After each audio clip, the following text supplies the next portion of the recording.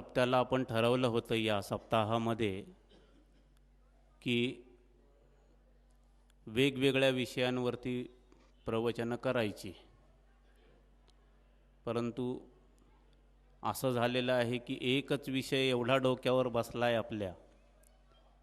पहिल्याच दिवशीचा विषय आज दिवस चौथा, तोच ठाण मांडून बसलेला आहे आणि तो विषय पूर्ण केल्याशिवाय आपल्याला पुढे जाता येत नाही. तर बाकीचे विषय वाचणाऱ्यांनी कृपया पहिल्याच दिवसाचा विषय वाचावा. तो एवढा सोपा विषय नाही आहे. आपण पहिल्या दिवशीपासून हे समजून घेतोय की आपल्या आतमध्ये असणारा जीव हा नक्की कसा आहे, हाच प्रश्न आपण सोडवतोय. अजून भरपूर गोष्टी आपण बघितल्या. त्यामध्ये आपल्या जन्माला येण्याच्या पूर्वीच्या स्थितीपासून आपण सुरुवात केली. काय उदाहरण घेतलं होतं आपण? एका चाकाचं उदाहरण घेतलं होतं. थोडंसं लक्षात घ्या. एक चाक आहे, ते चाक आडव्या स्थितीत पडून आहे. त्या आडव्या स्थितीत पडल्यामुळे त्या चाकाला मी कितीही किलोमीटर जाऊ शकतो या सामर्थ्याचं संपूर्ण अज्ञान आहे. बरोबर आहे? मी थोडक्यात ती उजळणी करतोय. त्यानंतर आपण बघितलं की नंतर कोणीतरी आला आणि आपल्यातली क्षमता नेमकी बघून कुणीतरी आपल्याला घाण्याला जुंपलं, कुणीतरी आपल्याला मर्सिडीजला जुंपलं, कुणीतरी आपल्याला बैलगाडीला जुंपलं आणि आपलं जीवन त्या बैलगाडीच्या कामी आलं, त्या घाण्याला कामी आलं, आणखी कुठं कुठं चाकं वापरतात त्या त्या ठिकाणी कामी आलं. हे सगळं सांगताना थोडं क्रम लक्षात घ्या. हा क्रम खूप महत्त्वाचा आहे. आपण जन्मापूर्वी आपली स्थिती अशी होती, की त्या स्थितीमध्ये जरी आपल्यामध्ये सामर्थ्य होतं तरी आपल्यामध्ये सामर्थ्य आहे याचाही पत्ता आपल्याला नव्हता. याचा पत्ता का नव्हता हा प्रश्न आधी सोडवूया. जीवाला त्याच्या सामर्थ्याचं अज्ञान का आहे? त्याचं दुसरं कारण हे आहे की जीवाला स्वतःच्या स्वरूपाचं सुद्धा अज्ञान आहे. नाहीतर त्याला मी आडवा आहे हे कळलं असतं. त्या चाकाला हेही माहीत नाहीये की मी आडवा पडलेलो आहे. ज्या स्थितीमध्ये तो पडून आहे त्या स्थितीमध्ये तो त्या पडण्याचा आनंद घेतोय, किंवा त्या पडण्यातून आनंदाची निर्मिती सुद्धा नाहीये. पण केवळ मी असा आहे या अवस्थेत तो होता त्यावेळी. आता काय झालं की त्याच्यावरती पहिली गोष्ट तर नजर पडली पाहिजे. एका चाकावर, आडव्या पडलेल्या चाकावर जर एका कुशल कारागिराची किंवा ज्याला त्या स्वरूप स्थितीचं आणि सामर्थ्याचं ज्ञान आहे, दोन्ही गोष्टी, स्वरूप स्थिती आणि सामर्थ्याचं ज्ञान आहे, अशा माणसाची नजर त्याच्यावर पडणं अत्यंत गरजेचं आहे. म्हणजे याचा अर्थ तो जो आहे, जो नजर त्याची पडायला हवी, तो सुद्धा पात्र पाहिजे. बरोबर आहे की नाही? आंधळा माणूस गेला, त्याला चाकही कळणार नाही, त्याच्यातलं सामर्थ्यही कळणार नाही, उभंही कळणार नाही आणि आडवंही कळणार नाही.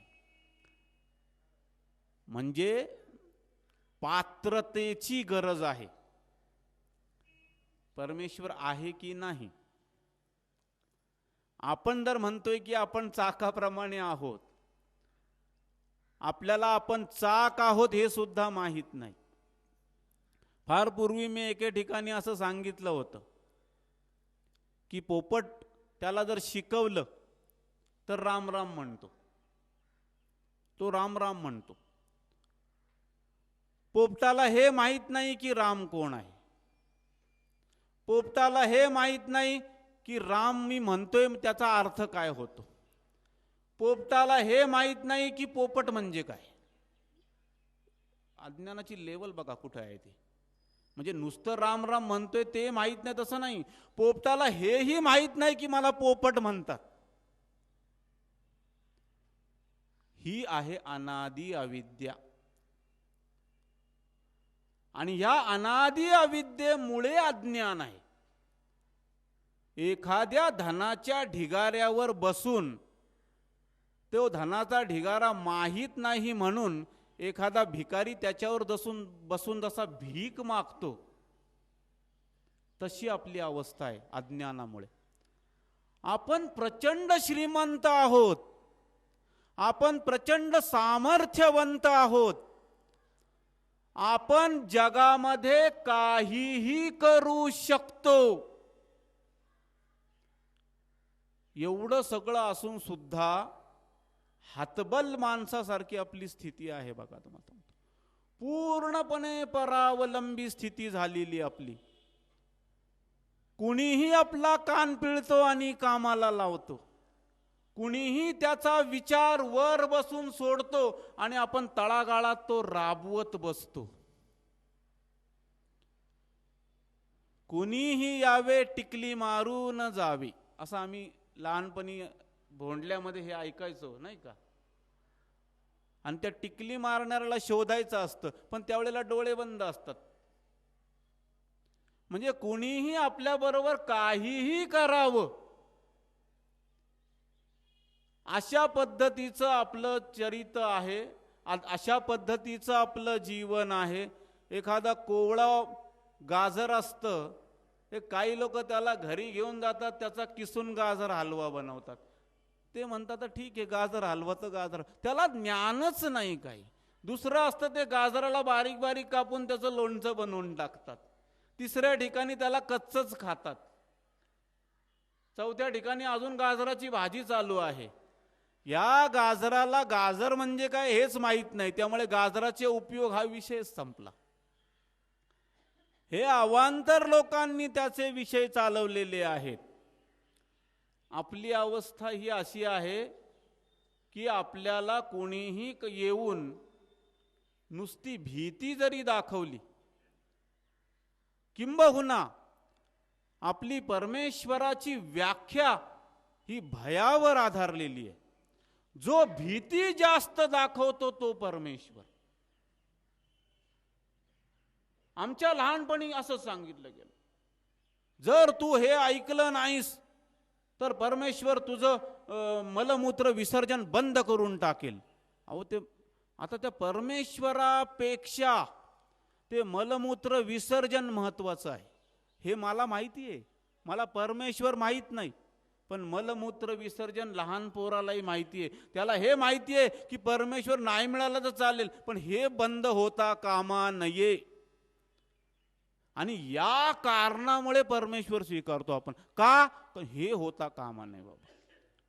आपल्यापैकी इथं बसलेली सगळी मंडळी केवळ आणि केवळ भुकेमुळे परमेश्वर मानतात.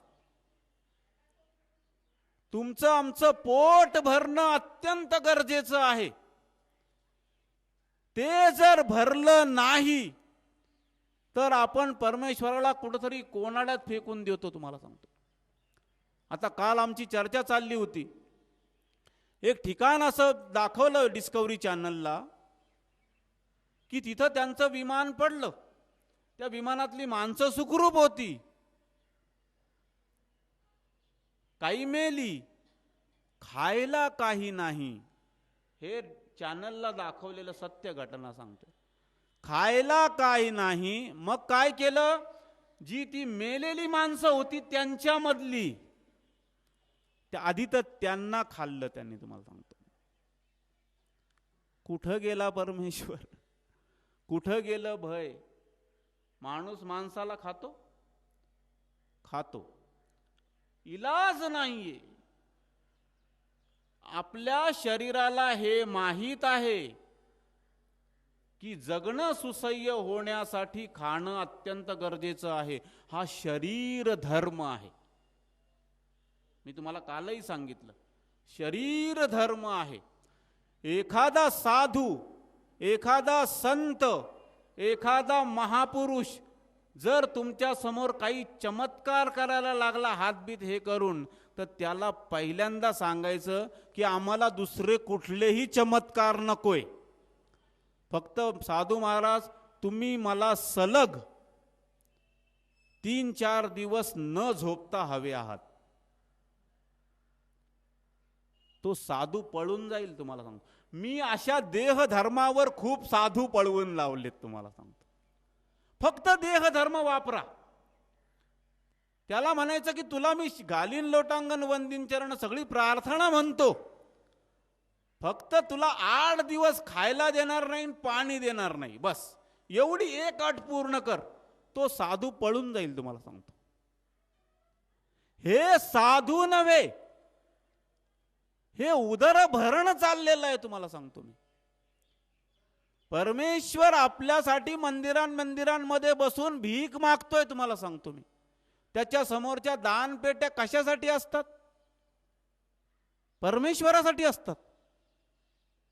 त्याच्या समोर उदबत्ती लावल्यावर कोणाला जास्त सुगंध येतो? दगडाला. ती उदबत्ती लावणाऱ्याला सुगंध येत होतो. तुम्हाला सांगतो, आपल्यासाठी आपण करतोय. आपला गैरसमज आहे आपण परमेश्वरासाठी करतोय. चूक. तसं जर घडलं असतं तर परमेश्वर तत्क्षणी, म्हणजे असा बटन दाबलं की दिवा लागतो ना, किती वेळ लागतो? तत्क्षणी. तुमचं बटन चुकीचं आहे, चुकीची बटन दाबता, दिवा लागत नाही. एकाही महाभागाला दर्शन नाही. का नाही? आपल्याला असे प्रश्न पडतच नाहीत. त्याचं कारण असं आहे की आपल्याला असा परमेश्वर हवाय. बघा आपली परमेश्वराची व्याख्या, की त्याने मी जे काही करतोय त्या गोष्टींमध्ये पहिली गोष्ट म्हणजे ढवळाढवळ करू नये. नाहीतर उद्या यायचा आणि म्हणायचा तुझी बायको चांगल्या चालीची नाही, मी तुला दुसरी बायको देतो. चालेल तुम्हाला? तुम्ही हो म्हणाल, पण त्याने जर एखादी म्हणजे रोगग्रस्त बाई उभी केली आणि तुमची सुंदर बायको हरण करायचा प्रयत्न केला तर चालेल का तुम्हाला? नाही चालणार तुम्हाला. तुम्हाला असा परमेश्वर हवाय की मी माझंच काम करणार, मी माझेच विचार राबवणार, मी माझंच जीवन जगणार, मी माझ्या चौकटीमध्येच सगळं करणार. त्याने फक्त माझे जे विचार आहेत अनमोल, नाही का, माझं जे शास्त्र आहे, माझं जे मत आहे, माझा जे परिवार आहे, त्याला फक्त त्याने अनुमोदन द्यायचं, त्याला फक्त त्याने पाठिंबा द्यायचा. म्हणजे तुम्ही वाईट केलं तरी त्या वाईटाला सुद्धा त्याने पाठिंबा द्यायचा. मग तुम्ही त्याला म्हणता की हा परमेश्वर आहे, माझं काम अडत नाही. काय व्याख्या परमेश्वराची केली आपण? ही व्याख्या आहे परमेश्वराची. मी तुम्हाला सांगतो, परमेश्वरासाठी परमेश्वर कधी घडलंय का आपल्या बाबतीत? नाही घडलं. गरजेसाठी परमेश्वर, फक्त आणि फक्त गरज. गरजवंताला अक्कल नसते. या न्यायाने आपलं जे अनादि अविद्या आहे आपल्याकडे सुद्धा कुठे आहे? अज्ञानच आहे. त्या अज्ञानाचा उपयोग असा आहे, एक ठिकाणी मी गेलो, अज्ञानात सुख असतं, अज्ञानामध्ये सुख असतं. अरे अज्ञानात कसं काय सुख असेल? अज्ञानामध्ये जर सुख असतं तर एक बालक अज्ञानी आहे, ते सुखी आहे की नाही सुखी? आपणही म्हणतो वृद्धत्वी नित शैशवास जपणे, म्हणजे लहानपण देगा देवा मुंगी साखरेचा रवा. फार सुंदर आपल्याकडे अशी वाङ्मय आलेलं आहे, लहानपण देगा देवा. आज मी इथे तुम्हाला सांगतो की तुमच्यापैकी कोण आहे जो लहान बाळ व्हायला तयार आहे? इथे या.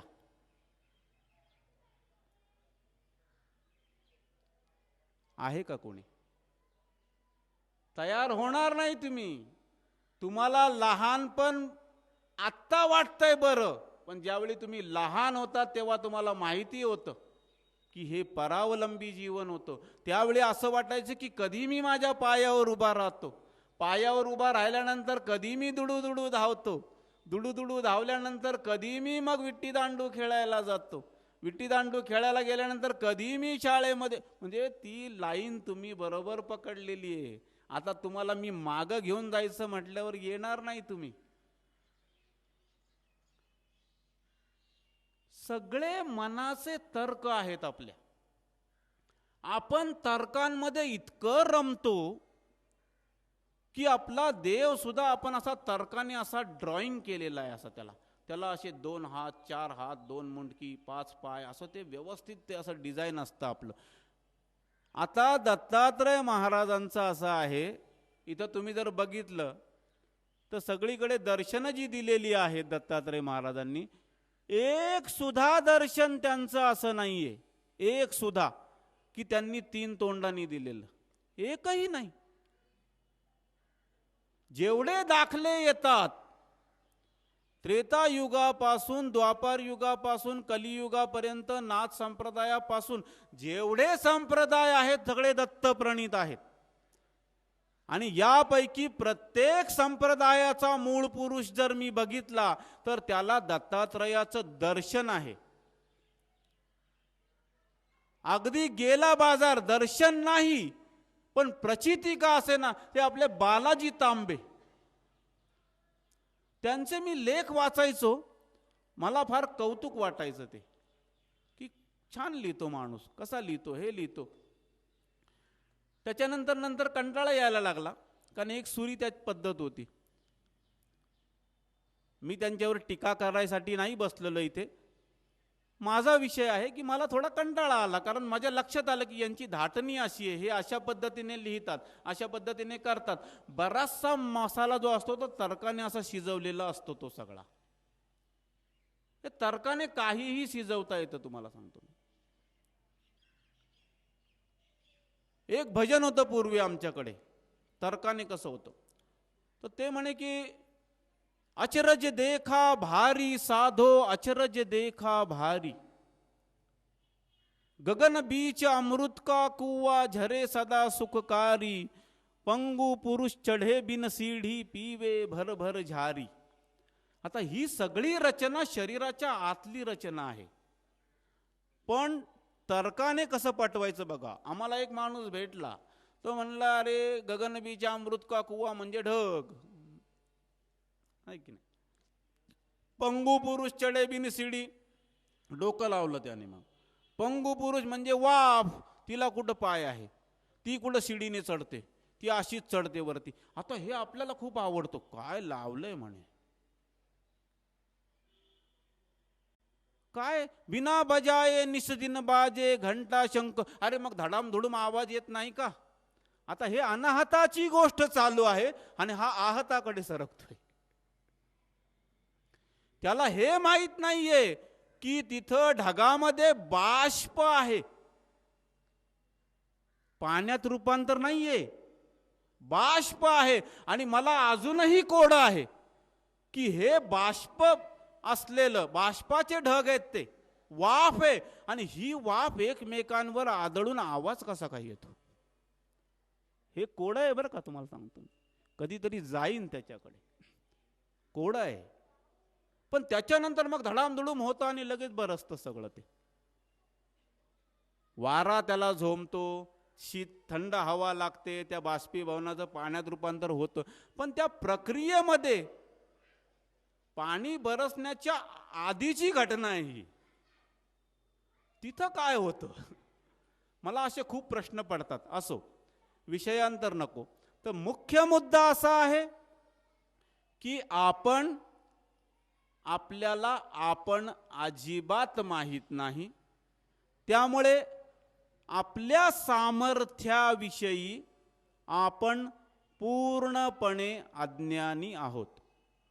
आपल्याला ज्ञानच नाही. जसं पोपटाला हे माहीत नाही की पोपट म्हणजे काय.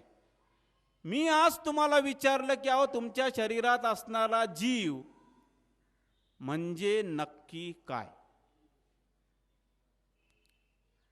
काही नाही. मी म्हटलं ना, त्या दिवशी पण मी सांगितलं की शास्त्रज्ञांनी गॉड पार्टिकल शोधले, सगळं शोधलं, पण त्या जीवाचं काय? न दिसणारा घटक आहे. जीव लांब राहिला. तुमचं मन म्हणजे काय? तुमची बुद्धी म्हणजे काय? तुमचं चित्त म्हणजे काय? तुमचा अहंकार म्हणजे काय? तुमचा संकल्प म्हणजे काय? तुमचा विकल्प म्हणजे काय? तुमचे विकार म्हणजे काय? नाही सांगता येत. तुम्हाला सांगतो, ज्यावेळी प्रकट होतं त्यावेळी कळतं हा रागावलाय. त्याच्या आधी राग भरलेला आहे, ते दिसत नाही. त्याला अशी घटना घडली की कुठून काय संचारतं माहित नाही. एकदम चेहरा लाल बुंद, एकदम.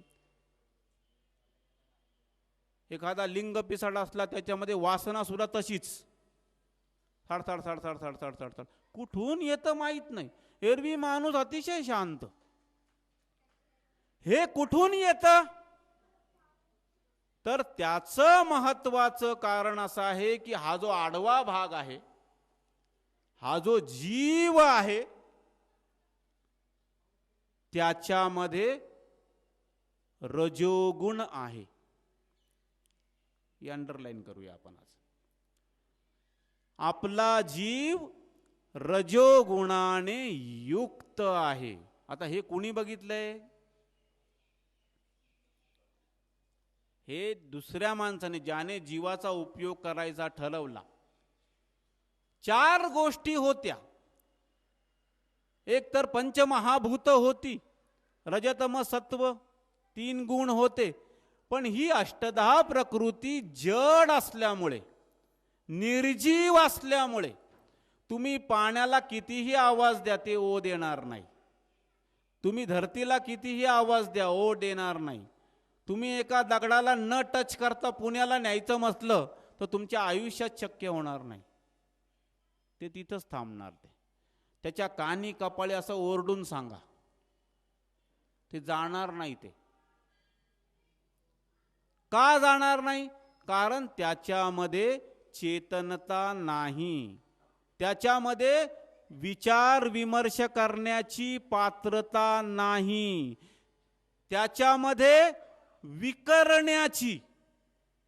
विकरण्याची म्हणतो मी, विकार उत्पन्न व्हायला पाहिजे. विकार रागवून का व्हायना परमेश्वराने दर्शन द्यायला पाहिजे, नाही का? म्हणून त्या कंसाने, रावणाने विघात लक्षण नावाची भक्ती केली. विघात लक्षण म्हणजे माझा घात करायला का असे ना, पण ये. विघात लक्षण कशी गंमत आहे बघा. जाणीव असली तर हे घडू शकतं. तुम्हाला माहीतच नाही, त्यामुळे हे बाकीचे प्रकार तर सोडून द्या. आपल्याला घात आणि विघात हे फार पुढचे प्रश्न आहेत. पहिल्यांदा मला हे माहीत नाहीये की मी आहे तरी कोण. आणि आश्चर्य म्हणजे जन्मापासून मृत्यूपर्यंत मी मला शोधत नाही. जन्मापासून मृत्यूपर्यंत मी मला शोधत नाही. का शोधत नाही? त्याचं कारण सांगतो की तुम्ही ज्यांच्या तावडीत आहात. काल आपण एक पार्टिशन पाडलेलं आहे, ते लक्षात घ्या. एक पार्टिशन, दोन गोष्टी आहेत. ही जी तावडीत आहे, ही तावडी आपल्याला काही सुचूच देत नाही. तुम्हाला सांगतो त्याचं कारण आहे. जर आता दूध काकांकडे एक चांगला नोकर असेल, बरोबर आहे की नाही, खूप चांगला मन लावून काम करत असेल, तर दूध काका त्याला सोडणार आहेत का? नाही सोडणार. त्याला कसं सोडणार? चांगला काम करतोय माझ्याकडे, माझं काम सगळं व्यवस्थित करतोय, त्याला सोडणार नाही. ते थोडाफार पगार इकडे तिकडे वाढून ऍडजस्ट करून त्याला बरोबर शेवटपर्यंत आपल्याकडे कसा टिकेल याचा प्रयत्न करणार. तर ही जी मंडळी आहेत काल आपण मोजलेली,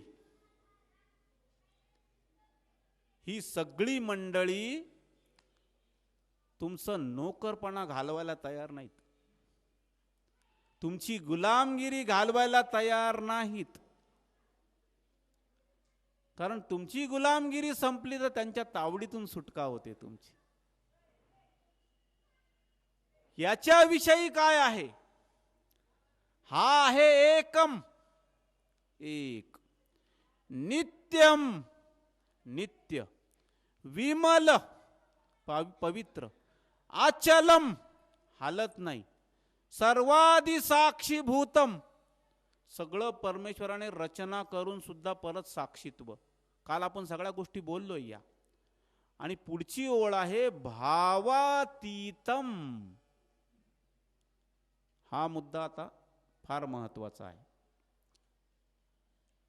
तुमचा हा जो वर्ग आहे, हा प्रसन्न होण्यासाठी काय मागतो? भाव मागतो, श्रद्धा मागतो, कर्म मागतो, पैसा मागतो, तन मन धन, है ना, कायिक वाचिक मानसिक सगळं हवंय. त्यानंतर जे तुलेनी ते तुले, हे असं 1 किलोचं माप इथं टाकणार तुम्ही, आणि तुमची कर्म ती 1 किलो एवढी असली तर ते तेवढ्याच मापाचं तुम्हाला फळ देणार. ते ही जमात बघा कशी आहे. हे भावाचं अनुष्ठान. कुठे काय होतं? भाव प्रधान विधी गौण. कुठे काय होतं? विधी प्रधान भाव गौण. इकडे काय आहे? कुठे भावासहित अनुष्ठान, कुठे अनुष्ठानासहित भाव. हे विधी भावातीत अनुष्ठान. भावातीतम, तुमचा भाव नकोय. मी काल उसाचं उदाहरण दिलं, गाजराचं. तुमचा भाव नकोय गाजराला, की तुम्ही खूप भावनेने खाल्लं म्हणून ते गोड लागतंय. अरे नाही, तुम्ही रागाने खा, गोडच. ऊस तुम्ही चरकात पिळा, चरकात, त्याला गोडच. भावाचा संबंधच नाहीये. तुमच्या भावामध्ये एवढं बळ कधीही नव्हतं, पुढे कधी असणारही नाही. तुम्हाला सांगतो, मी एके ठिकाणी वाराणसीमध्ये प्रवचन करत होतो, तिथं मी हा प्रश्न मांडला होता. आता आमच्या मोक्षगीता महाभाष्याच्या उद्घाटनाला मी सांगितलं हेच, की एक गवताची काडी मी इथे आणून ठेवतो, परमेश्वराने निर्माण केलेली. तुमच्या भावनेच्या बळावर मला त्याच्या शेजारी तशीच्या तशी दुसरी काडी बनवून दाखवायची आहे का? ताकद आहे कोणाची? तुम्ही लक्षात घ्या, भावनेमध्ये बळ असतं ना, तर प्रत्येक माणसाने मग त्या त्रिशंकूला लटकवलं असतं, प्रतिसृष्टी बनवली असती प्रत्येकाने. भाव हा व्याभिचारिया, भावासारखा व्यभिचार कुठेच नाही. तुम्ही आम्ही त्याला देवत्व दिलंय. का देवत्व दिलंय? त्याचं कारण आहे की भावाच्या नावावर फसवणूक अतिशय चांगली करता येते. तुम्हाला सांगतो, खूप चांगलं फसवता येतं तुम्हाला, तुम्हाला नादी लावता येतं. आणि दुसरा मुद्दा, भावनेचा जिथं प्रश्न येतो तिथे तुमचं काम नाही झालं तर मी म्हणणार तुमचा भाव नीट नव्हता. तुमचं काम चांगलं झालं, तुमचा भाव चांगला होता. कशी गंमत आहे बघा. दोन्हीकडून मी असा सुसज्ज असतो. फसवणूक करायला भावासारखं माध्यम नाही. तुम्हाला सांगतो, भाव ही जीवाने जीवाची केलेली मान्यता प्राप्त फसवणूक आहे. तुम्हाला शिक्का मारलाय आपण त्याच्यावरती. काय भाव आहे आपला, काय भाव आहे. एक शास्त्रामध्ये उदाहरण येतं की हा जीव असा आहे, तो प्रकृती पुरुषाचं मिलन किंवा पुरुष स्त्रीचं मिलन फक्त आई वडिलांचंच बघू शकत नाही, बाकी जगातल्या सगळ्या स्त्रिया पुरुषांचं मिलन हा बघू शकतो. इतका खालच्या थलाचा आहे हा भाव. तुमच्या भावामध्ये एकत्व आहे का ते आधी तपासून बघा. इतके गडगडलेलो आहोत आपण खाली या भावाच्या नादामध्ये, इतके गडगडलेलो आहोत, इतके गडगडलेले आहोत. अहो सगळ्या गोष्टी परमेश्वर करतो, फक्त ते मधलं श्रेय उपटण्याची कला जर माझ्यात असली ना तर मी परमेश्वरच. तुम्हाला सांगतो, घडवतो परमेश्वर. आणि हा पठ्ठ्या काय करतो, मधल्या मध्ये मलई खातो.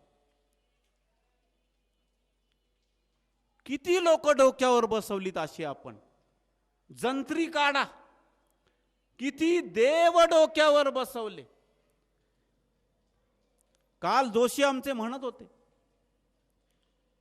ज्या वेळेला तुम्ही 60-60, 70-70 देवतांची पूजा करता, कुठंतरी असा भाव आहे का की माझ्या भावनेमुळे यातला एक देव तरी कधीतरी मला हसेल किंवा कधीतरी माझ्याशी बोलेल. कुणी अशा भावनेने भक्ती करतो का? आहे का कुणी? तुम्हाला पूर्णपणे माहिती आहे की याची पूजा नाही केली तरी हे काही करत नाही. हुशार जीव, अत्यंत हुशार. तुम्हाला सांगतो, जीवासारखा हुशार कोणी नाही. अहो जो परमेश्वराला वापरतो तो हुशार असल्याशिवाय कसा? देवाला वापरतो, देवाला डोक्यावर घेऊन पैसे मागतो. ज्या ज्या ठिकाणी देऊळे त्या त्या ठिकाणी बरोबर त्याची भक्ती कामी येते. तुम्हाला सांगतो मी कैक वारकरी असे बघितले. तुम्हाला सांगतो, खांदीपाता का सगळ्यांना नावं ठेवत नाहीत, पण बऱ्याच ठिकाणी असं आहे की माझ्या त्या वारकऱ्यांची मी त्यांचे चेहरे तपासतो. मी त्यांना पैसेही देतो, पण पैसे देण्यापूर्वी एक नकार देतो त्यांना. पण त्या नकारानंतर त्यांचा चेहरा मी असा टिपतो. काय? मला हे माहिती आहे की पोटासाठी पसा पाहिजे, याविषयी दुमत असायचं कारण नाहीये. मी पैशाला कमी लेखत नाहीये. करतो कशासाठी आणि होतंय काय? एक मला माणूस भेटला, 40 वर्ष सतत वारी करतोय. झालं, पुढे काय? 40 वर्षात कधीतरी विठ्ठलाने असं प्रकट दर्शन कधीतरी म्हणतो नाही. मग काय म्हणे, नाही वारीत खूप अनुभव येतात. काय अनुभव येतात? सगळे अनुभव प्राकृतिक, सगळे अनुभव भौतिक, सगळे अनुभव तुमच्या शरीराला धरून. तेच होणार. आणि तुमचं शरीर सुदृढ राहिलं, तुमचं हे सुदृढ राहिलं, तर मग देव चांगला. मग तो देव काहीतरी करतो. अरे असं कसं होईल? तो देव करतोय की नाही करतोय, त्याला काय इच्छा आहे तेही माहीत नाही, आपल्याला आपलीच इच्छा माहीत नाही. तर हा जो मुद्दा आहे भाव, या भावाचा आपण वाढवला भाव, आणि त्यामुळे नष्ट झाला आपला प्रभाव. नष्ट झाला आपला प्रभाव. तुम्ही गुलाम झालात. तुम्ही लक्षात घ्या, मी बऱ्याच ठिकाणी मध्यंतरी दूध काकांनी एक मला स्टोरी सांगितली होती, मी तिथल्या तिथं दुरुस्ती दिली त्यांना. काय स्टोरी असेल की शरण जायचं परमेश्वराला, हे करायचं ते करायचं, नाही का, म्हणजे जसं परमेश्वर म्हणेल तसं वागायचं. सोपं नाहीये हे पहिलं तर. पण दुसरा मुद्दा असा आहे की जर जीवाला जन्माला यासाठी आणलंय की त्याला या सगळ्या तावडीतून, भवबंधनातून सोडवायचं आणि मुक्ती प्रदान करायची, शरणागती ही मुक्ती देऊ शकते का? देऊ शकते? गुलामगिरी देणार तुम्हाला. खोडतोय मी. आपण काहीतरी विचित्र अवस्थेत अडकलेलो आहोत. या गोष्टी आपल्याला आरशासारख्या कोणी स्पष्ट करत नाही, आणि दुर्दैवाने आपण सुद्धा त्यांचं चिंतनच करत नाही. मी असं म्हणतो, तुम्ही परिणाम का तपासत नाही? परिणाम का तपासत नाही की माझ्या या गोष्टींचा काय परिणाम होतो? जर परिणाम होत नसेल तर ती गोष्ट करण्यात काय अर्थ आहे? चुकतंय का माझं? परिणाम व्हायला पाहिजे की नाही? रागाचा का व्हायना, परिणाम तर व्हायला पाहिजे. परिणाम शून्य यात्रा चाललेली आहे आपली. एवढं जगायचं होतं, मुक्तता होती आपल्यासाठी, प्रचंड आनंद आपल्यासाठी संपादन करण्याची क्षमता आहे. ते सगळं कुठंतरी गुंडाळलेलं आहे, आणि ते आडवी लेवल आपली काही सरळ व्हायला तयार नाहीये. अज्ञान. आणि ह्या अज्ञानातून मग अन्यथा ज्ञान. काल आपण सांगितलं, एवढी मोठी पिलावळ आपण जपतोय, त्यातल्या कुणाचे तरी भक्त आहोत, सगळं चाललेलं आहे आपलं. ही यात्रा आणि ही यात्रा, यातला एकम शब्द महत्वाचा आहे. एकम. का आपल्याला एक पकडायचा आहे? का गीतेमध्ये परमेश्वराने म्हटलंय की मामेकम? त्याची फोड आहे माम म्हणजे मला, एकम एकट्याला. हे माझं म्हणणं नाहीये, हे परमेश्वराचं म्हणणं आहे. परमेश्वराला वेळ लागलं एक. सिद्ध करूया आपण का असं म्हणतोय, त्याच्यामध्ये काय, म्हणजे त्याचा स्वार्थ काय ते जरा आपण शोधूया. काय परमेश्वराचा स्वार्थ आहे तुम्हाला माम एकम म्हणायला? आहे तुमच्याकडे उत्तर आहेत का याची? काही तुम्ही असं म्हणणार की बाकीच्यांच्या कचाट्यातून सुटायचं आणि याच्या कचाट्यात जायचं, असंच ना? बाकीच्यांची गुलामगिरी सोडायची आणि याच्या गुलामगिरीत पडायचं.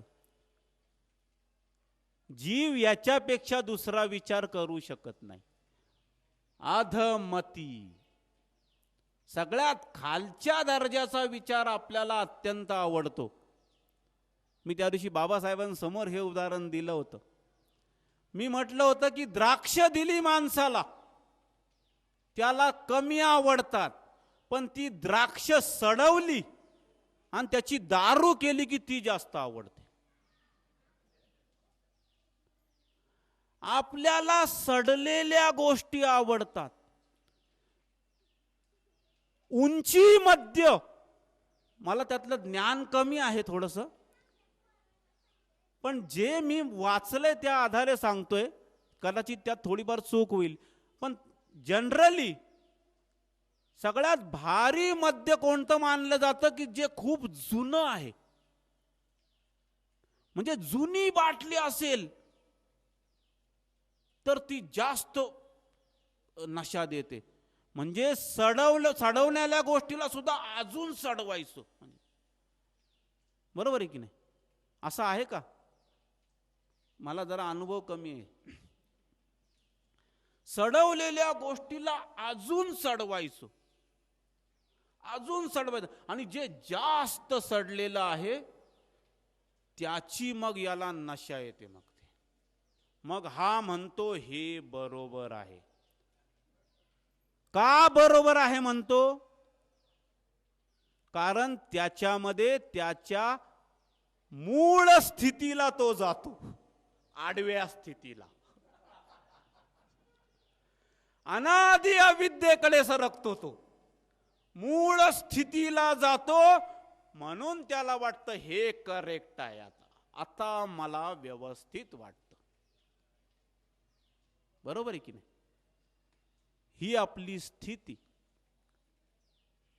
त्यामुळे परमेश्वर जेव्हा म्हणतो की मामेकम शरणम व्रज, मला एकट्याला शरण या,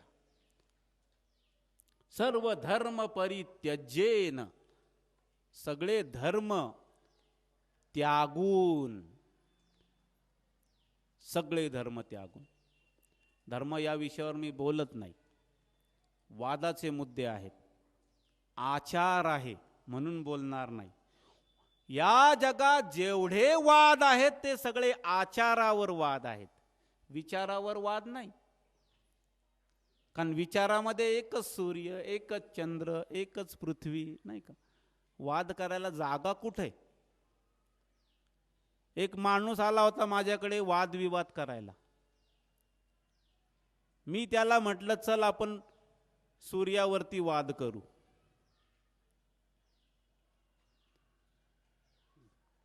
दोन मिनिटं गप्प बसला. मी काही बोलेना आणि तोही काही बोलेना. म्हटलं अरे काय कर ना, वाद तर कर. तो म्हणलं हे काय वादाचा विषय आहे, ह्याच्यात काय वाद करायचं म्हणतो. म्हटलं अरे वाद करू शकतो म्हटलं. तो म्हटलं तुम्हाला काही सुचतंय का? म्हटलं तुझ्या कल्पनेला तुझी कुंपणं खूप आहे. तुला वाटतं मी खूप कल्पना करू शकतो, पण तुझी कल्पना एवढी पुढे पोचलेली नाहीये. माझी कल्पना खूप पुढे पोचलेली आहे. मला स्वप्न पण पडतं ना, तर सूर्यावर राहणाऱ्या माणसाचं स्वप्न पडतं. तुम्हाला सांगतो, तुम्हाला पडतं का असं स्वप्न? तुम्हाला जागृत अवस्थेत माहिती आहे ही असंभव गोष्ट आहे, आणि म्हणून असं स्वप्न तुम्हाला पडणार नाही. पण मला सूर्यावर वस्तीची स्वप्न पडतात, तुम्हाला सांगतो. म्हटलं कर वाद. कल्पना सुद्धा चालत नाही, तुम्हाला सांगतो मी. कल्पना सुद्धा चालणार नाही. कसं होणार? नाही चालणार कल्पना या विषयामध्ये. वाद जिथे आहे तिथे आचार धर्म आहे. चोरी करू नये, सर्वांशी खरे बोलावे, प्रेमाने वागावे, अजून काय बऱ्याच गोष्टी असतील. म्हणजे एक पत्नी व्रत, नाही का, बायकांनी पतिव्रत्य सांभाळावं, असं सगळं ते आहे त्याच्यामध्ये. म्हणजे आचार धर्म. आणि हे आचार जिथे जिथे आहेत त्या आचाराच्या नावावर अशा टोळ्या बरोबर निर्माण झालेल्या आहेत. आणि हे परमेश्वराला माहिती आहे. त्यामुळे त्याने सांगितलं की सर्व धर्म परित्यजेन, हे त्यागण्याच्याच लायक आहेत. तुम्हाला माहीत नाही, तुमच्या संरक्षणाचं कवच असल्यामुळे तुम्ही घाबरता, एवढंच फक्त. तुम्हाला धर्म कशासाठी हवा आहे? सुरक्षितता. मी जर उद्या माझ्या बाबतीत कोणी काही गडबड केली तर माझ्या धर्माची 4 लोक उभी राहतील अशी अपेक्षा आहे त्याच्यामधून. बरोबर आहे की नाही? सगळे नातेवाईक, मित्रमंडळी, धर्म हे सगळं कशासाठी केलंय आपण? त्याच्यामधून परमेश्वर कोणालाही नकोय. त्याच्यामधून फक्त भयाच्या आधारावर उभं केलेलं साम्राज्य आहे की कुठून तरी कोणतरी उभा राहील. पण गेली मला कळत्या वयापासून, म्हणजे वयाच्या 8 वर्षापासून आज माझं वय 47 आहे, म्हणजे जवळजवळ 40 वर्ष व्हायला आली. या 40 वर्षात मी जगून बघितलेलं आहे. मी प्रॅक्टिकल सांगतोय की मला संपूर्ण 40 वर्षात मी कुठेही धर्म, मी या धर्माचा आहे त्या धर्माचा आहे याचा कुठेही आधार घेतलेला नाही. एवढं की माझ्या घरी ते येतात जनगणनावाले, त्या जनगणनावाले सुद्धा धर्म काय लिहितात. म्हटलं लिही भारतीय. त्याने म्हटलं की असं लिहिता येत नाही. म्हटलं असं लिहिता येत नाही हे लिहून दे. का लिहिता येत नाही तुला? अरे तुला लिहिता आलं नाही तर कसे आम्ही भारतीय होणार? तू तुझ्यापासून सुरुवात नको करू, माझ्यापासून तर कर. धर्म हा विषय मला माझ्या उंबऱ्याच्या आत ठेवू दे ना. कशाला त्याचं मला प्रदर्शन करायला लावतोस? तो तसाच तिथं डॅश टाकला त्याने, डॅश. म्हटलं डॅश परवडला, पण ह्या धर्माची डॅश परवडणारी नाही. म्हटलं अवघड आहे. म्हटलं तुम्हाला. माझ्या मुलीचं सर्टिफिकेट आणायला गेलो मी जन्माचं. तिथं सुद्धा त्यांनी विचारलं. जुनी गोष्ट आहे ही, 1991 सालची घटना. तिथं सुद्धा काय लिहायचं? म्हटलं लिहा भारतीय. तिथं सुद्धा तोच विषय. आकुर्डीचं ऑफिस होतं, मी गेलो. मला म्हणले असं लिहिता येत नाही. म्हटलं द्या लिहून. असं लिहिता येत नाही, लिहून द्या. मी म्हटलं राष्ट्रपती पासून सगळ्यांना पत्र लिहीन की मला असं लिहून देत नाही. म्हटलं तर सर्व धर्म परित्यजेन माम एकम. आता या माम एकम मध्ये परमेश्वराचा स्वार्थ काय आहे तो आपण आधी शोधूया. काय स्वार्थ वाटतो तुम्हाला? आहे काही स्वार्थ? कोणी सांगेल? त्याला गुलाम पाहिजेत, त्याला नोकर पाहिजेत, त्याला सेवक पाहिजेत. आपला सेवाभाव असतो ना. परमेश्वर म्हणजे एकदम सेवाभाव. सेवेसाठी आपण काही तयार होतो. कसलं सेवाभाव आलाय? त्या सेवेतून आनंद कुणाला होतो? आपल्यालाच होतो. तो आपला पुरुषार्थ असतो तो. मी एका आश्रमामध्ये सेवा करायला जायचो ना, तर तिथे आता आमच्या वाट्याला आता आमचा घसा चांगला. मी तिथं सांगितलं की मी गातो चांगला, माझा आवाज चांगला आहे, तर मला कुठली सेवा दिली? ते खोया पाया विभाग. त्याच्यामध्ये काय की माणूस कुठून आला की इसका टेंटवा गुम हो गया, उसका ये गुम हो गया, ती मी अनाउन्समेंट करायचो तिकडे. तिथे दुसरा एक माणूस होता, ऑफिसर लेवलचा माणूस होता. ऑफिसर लेवलचा माणूस. त्याला त्यांनी काय सांगितलं की तुम्ही सुशिक्षित आहात, तुम्हाला ऑफिसमध्ये सेवा देतो. त्या माणसाने ती सेवा घेतली नाही. तो गेला आणि नंतर मला सापडला तर मातीच्या घमिल्यामध्ये माती वाहत होता. काय? त्याला म्हटलं अरे तिकडे का नाही सेवा करत? नाही नाही म्हणतो. म्हणजे त्याच्या दृष्टीने हलक्यात हलकी सेवा जेवढी करू, म्हणजे आतल्या आत त्यांनी अशी व्याख्या बनवलेली. लक्षात ठेवा की जेवढा मी विद्रूप दिसीन तेवढी माझी सेवा भारी. आणि तेवढं लोक म्हणतील अरे द्वारकाजी तो इधर मट्टी बह रहे, लगेच त्याचा तो वाढतो टिळिक. ते ऑफिसमध्ये वाढणार नाही ना. ह्या आपल्या सेवा. त्याच्या बुडाशी पुन्हा अहंकार. सर्व धर्म परित्यज्येन मामेकम. कशासाठी? त्याचं उत्तर सांगतो तुम्हाला. कशासाठी त्याला एकट्याला शरण यायला भाग पाडतोय तो? फार महत्वाचं उत्तर आहे. आता मी आपल्यामध्ये डॉक्टर आचार्य उपस्थित आहे, त्यांना मी जर सांगितलं की डॉक्टर साहेब, तुम्हाला एकाच वेळी 4 माणसं तुमच्या समोर मी बसवणार आणि ती 4ही लोक तुमच्या आवडीच्या विषयावर तुम्हाला एकाच वेळी प्रवचन देणार.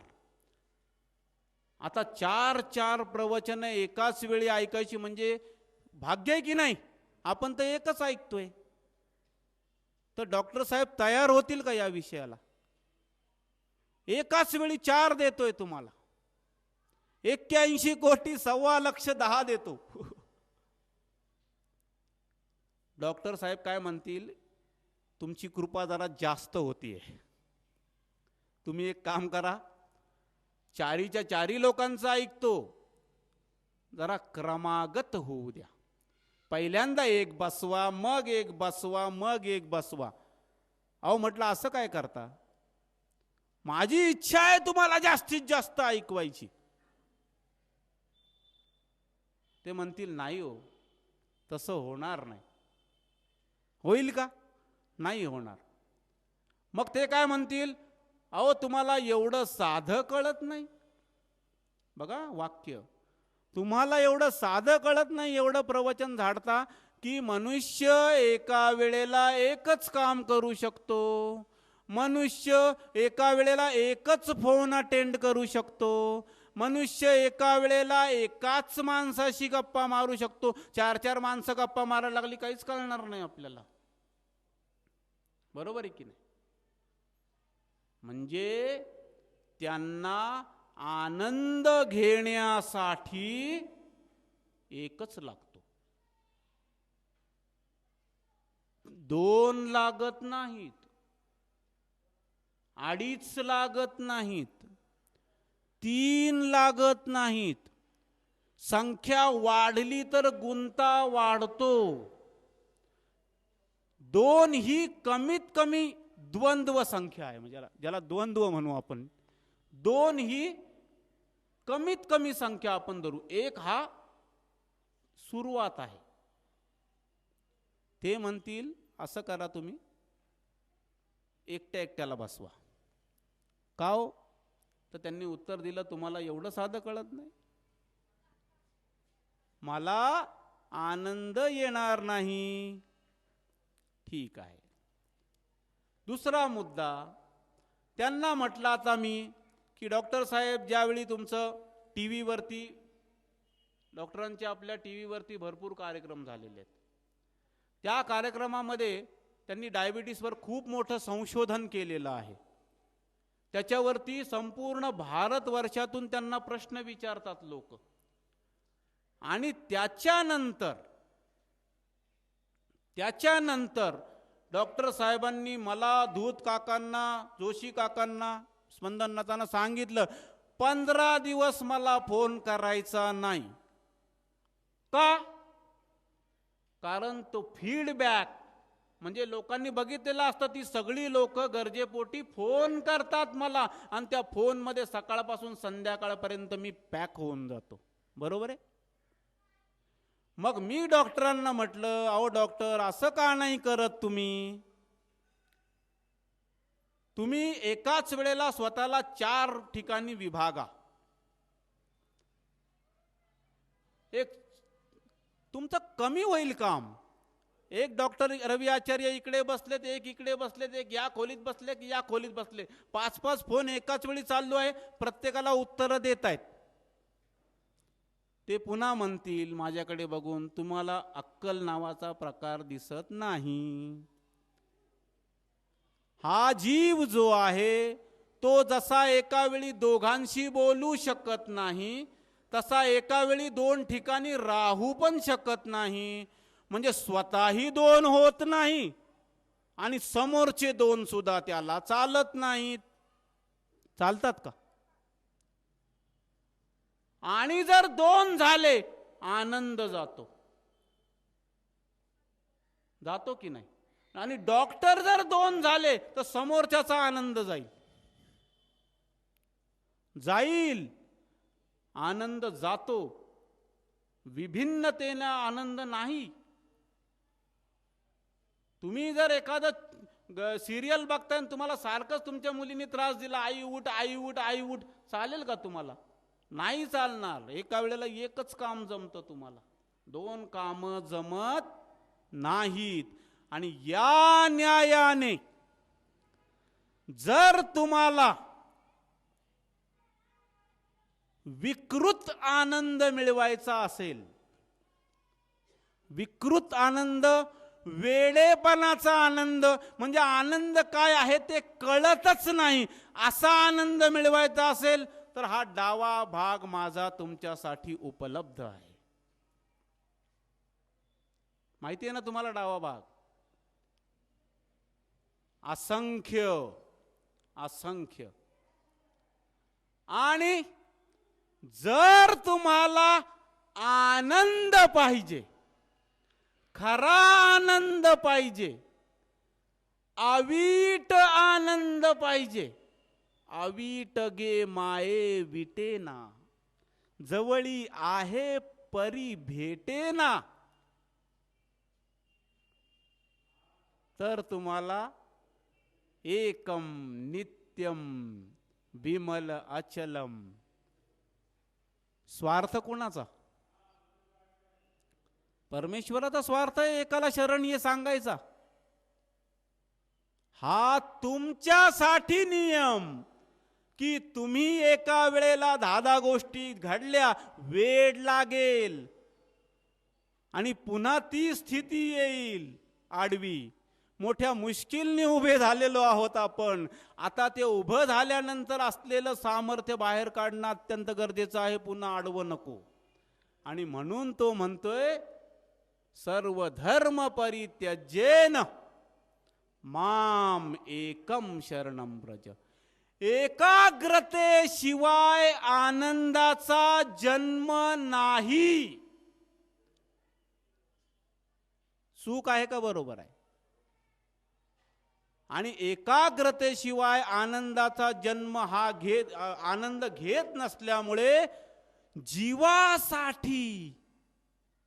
जीवासाठी ही अट, परमेश्वरासाठी अट नाहीये.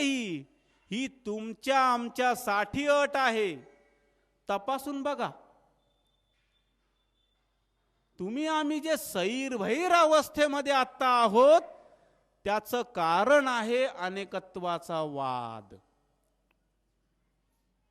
त्याचं कारण आहे, आपल्या संस्कृतीमध्ये सुद्धा असं आहे की लग्न केलं माणसाचं.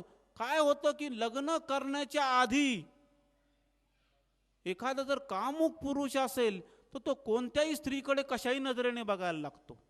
मग शेवटी आपल्या शास्त्रांनी आयडिया केली, कुठंतरी ह्याला संलग्न करून टाका, बांधून टाका कुठंतरी, त्याशिवाय ती दृष्टी अशी होणार नाही. अर्थात ती नंतरही होत नाही, पण प्रयत्न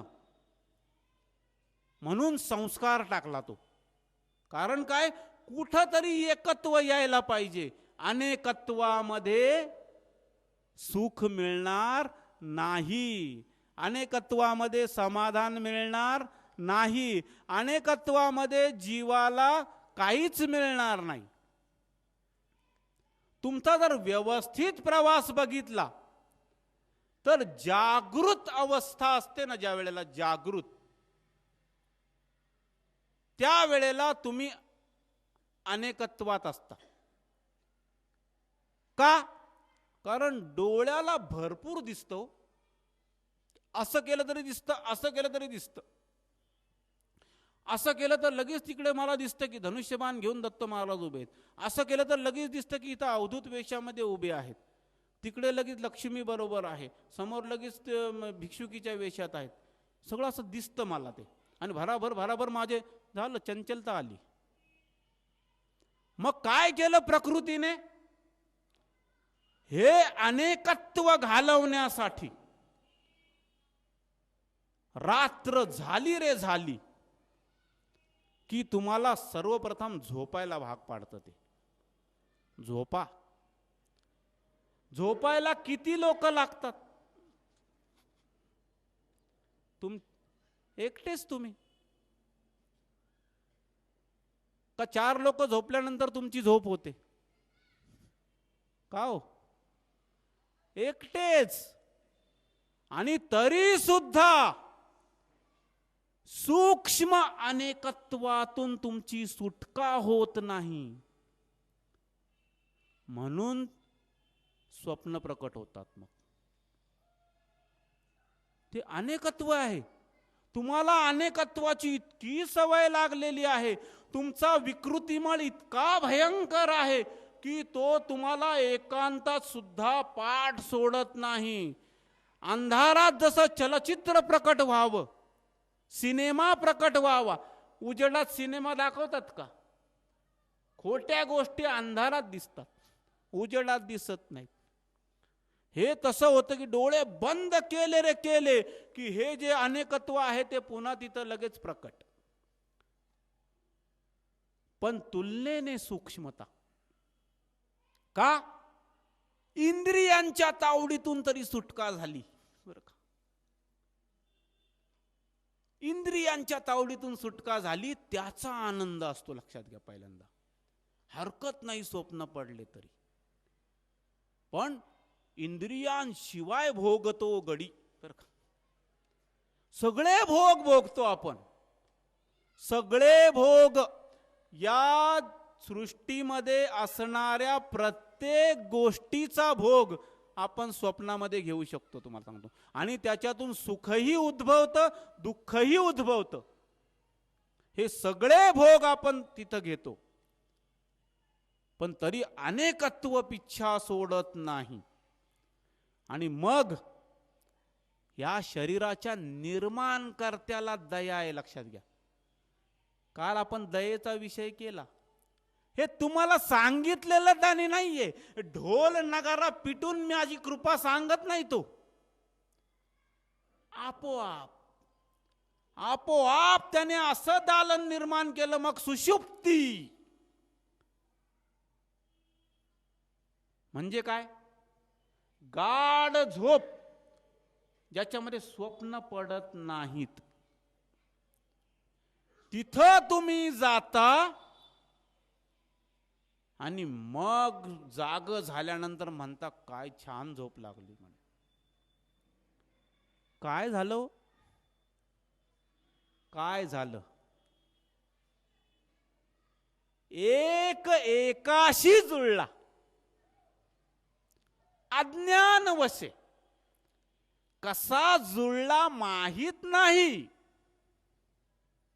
ते अज्ञान आहेच. एक एकाशी रतला, एक एकाशी जुळला, बळीयाचा अंग संग झाला. तुकाराम महाराजांचे शब्द आहेत. क्रिया घडल्याशिवाय आनंद घ्यायला जीव पात्र नाही. जीव रजोगुण युक्त, त्यामुळे क्रिया घडल्याशिवाय आनंद घ्यायला पात्र नाही. झोपेत काय घडतं कळत नाही, पण घडतं हे बरोबर घडतं. म्हणून मी म्हणतो ना की मला जर अर्ध्या झोपेतून कोणी उठवलं तर मला राग येतो. राग ही गोष्ट आनंदाचं विपरीत स्वरूप आहे. आनंदामध्ये ग्रहण येतं, त्यामुळे ती उलटी दशा होते, राग येतो. म्हणजे आनंदाची प्राप्ती आहे. एक एकाशी रत, बरोबर आहे की नाही? एकाकार होणं, तदाकार होणं, या गोष्टीचं महत्व आपल्या साधू संतांना, आपल्या ऋषीमुनींना माहीत होतं. आणि म्हणून त्यांनी ध्यान नावाची पद्धत शोधून काढली. तुम्हाला सांगतो कुठून आलं ध्यान. त्यांना माहिती आहे हे उघडं ठेवलं की विस्कटतंय. पहिले तर ध्यानामध्ये पहिली पात्रता डोळे बंद. डोळे बंद. एकाने मला लोणावळ्यामध्ये प्रश्न केला होता, डॉक्टर साहेब मी असाच डोळे बंद कशाला करायचे, डोळे बंद करून काय दिसतंय. म्हटलं अरे मूर्खा, तुझ्या शरीराला सवय आहे, तू देवासमोर पण गेला तरी डोळे बंद करतो, माहिती का तुला. म्हटलंय कशाला बंद करतो. म्हणतो नाही माहिती, आपोआप होतात. अरे आपोआप कसे होतात. डोळ्यांना पण माहिती आहे, चर्मचक्षुंना सुद्धा याचं ज्ञान आहे की मी जर उघडं राहिलो तर मला स्वरूपता आणि कुरूपता या द्वंद्वाचा शाप आहे. हे द्वंद्व मला त्रास देईल. जर स्वरूपता दिसली तर आनंद होईल, कुरूपता दिसली तर दुःख होईल. मी द्वंद्व आहे. कानाला माहिती आहे की निंदा ऐकली तर दुःख होईल, स्तुती ऐकली तर आनंद होईल. दोन आहेत, एक नाहीये. या न्यायाने सगळी इंद्रिय द्वंद्वात आहेत, दोन आहेत. आणि म्हणून इंद्रियांद्वारे मिळणारा आनंद हा सुख दुःख मिश्रित असतो, प्युअर नाही, प्युरिटी नाही. त्याला तुमच्या झोपेच्या आनंदाची सुद्धा सर नाही. खतरनाक आहे तो विषय. झोपेतला आनंद तुमचा काही का असे ना, आडवं होण्याचा का असे ना, पण अन्यथा पासून सुटका, 81 कोटी 1.25 पासून सुटका, देवदेवतांपासून सुटका, मित्रमंडळींपासून सुटका, नातेवाईकांपासून सुटका, आई वडिलांपासून सुटका, स्वतःपासून सुटका.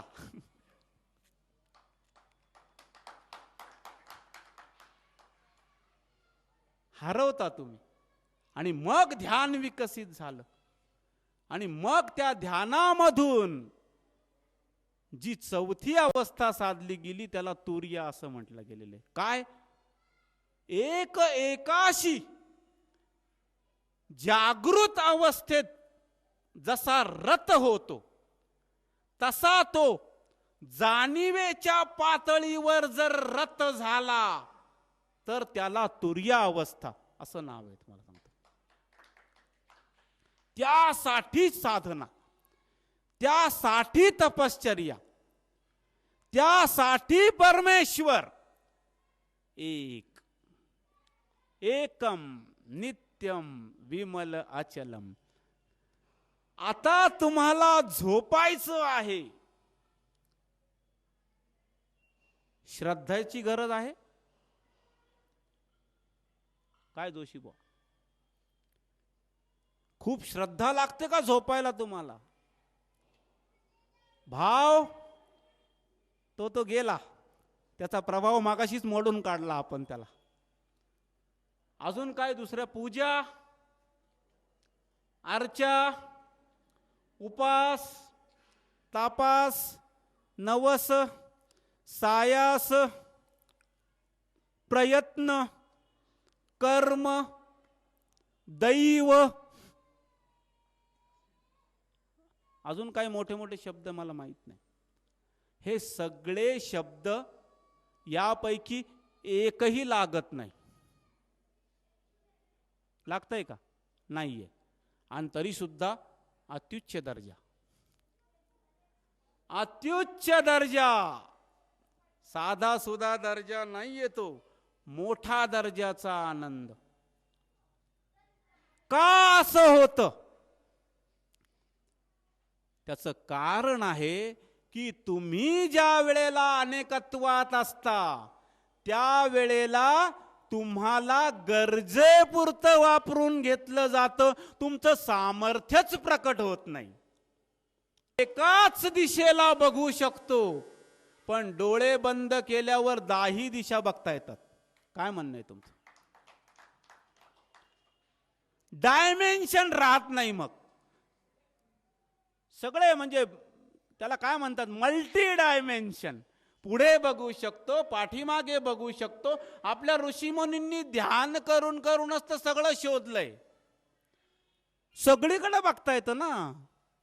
डोळे उघडे ठेवून फक्त धूत पण समोरच दिसतं. डोळे बंद ठेवले की लक्षात येईल मला अस्तित्वाचं ज्ञान आहे. डोळे बंद ठेवले, अहो तुम्ही लक्षात घ्या, मुंगी माग चढली तरी जाणीव नावाचा डोळा आहेच. जाणीव नावाचा डोळा आहे, डोळा. का? कारण मुंगी जर पाठीवर चढली तर तुम्ही मुंगीच्या इकडे शोधत नाही, इकडे शोधत नाही, दुसरीकडे कुठेही तुमचा हात जाणार नाही. जिथे मुंगी आहे तिथेच हात जातो. आधी बघितलं तुमच्या त्वचेच्या डोळ्यांनी, त्यानंतर बघितलं तुमच्या बोटाच्या डोळ्यांनी. बोटाला डोळे आहेत, आंधळे वाचतात कसे? व्हायची गरज आहे. खूप पात्रता आहे. किती पात्रता? तर मी मागे सांगितलं होतं, पुन्हा एकदा सांगतो. जीवच आहे की नाही तो? तुमच्या आमच्यासारखा जीवच आहे. पात्रता कमी असलेला जीव आहे. पण तो कुत्रा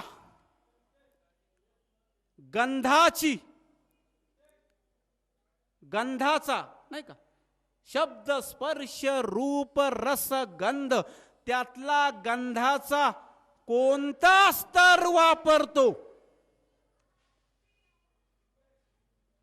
प्रश्न क्रमांक 1. एरवी मुंग्या नसतात, पण ज्या वेळेला साखर टाका तुम्ही, त्यांना आमंत्रण पत्रिका द्यायची गरज नाही. 5 मिनिटात येतात. त्या रसाचा कोणता स्तर वापरतात? जगामध्ये हजारो प्रकारची फुलं आहेत आणि तरी सुद्धा भुंगा किंवा मधमाशी त्याच फुलाची निवड करते ज्याच्यामध्ये मकरंद असतो, ज्याच्यामध्ये मधु असतो, ज्याच्यामध्ये मध असतो. ती मधमाशी, तो भृंग रूपाचा कोणता स्तर वापरतो? कासवी जी असते ती अलीकडच्या थडीवरती अंडी घालते आणि त्यानंतर पैल थडीला जाते आणि त्या पैल थडीवरून अंडी उबवते.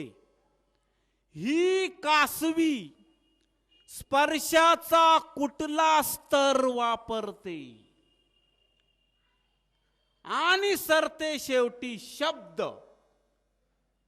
द्रौपदीचं ज्या वेळेला वस्त्रहरण झालं त्या वेळेला तिने कृष्ण कृष्ण नाम, जसं तुम्ही आम्ही पण म्हणतोय, पण तिने तो शब्दाचा कुठला स्तर वापरला की ज्यामुळे कृष्ण लगेचच धावून आला? हे सगळं सामर्थ्य तुमच्या आमच्यामध्ये विद्यमान आहे.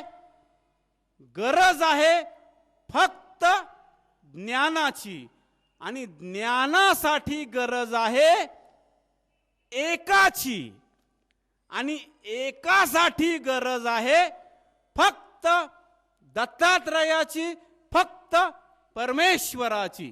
अवधूत चिंतन. श्री गुरुदेव दत्त. श्री गुरुदेव दत्त. श्री गुरुदेव दत्त. श्री गुरुदेव दत्त.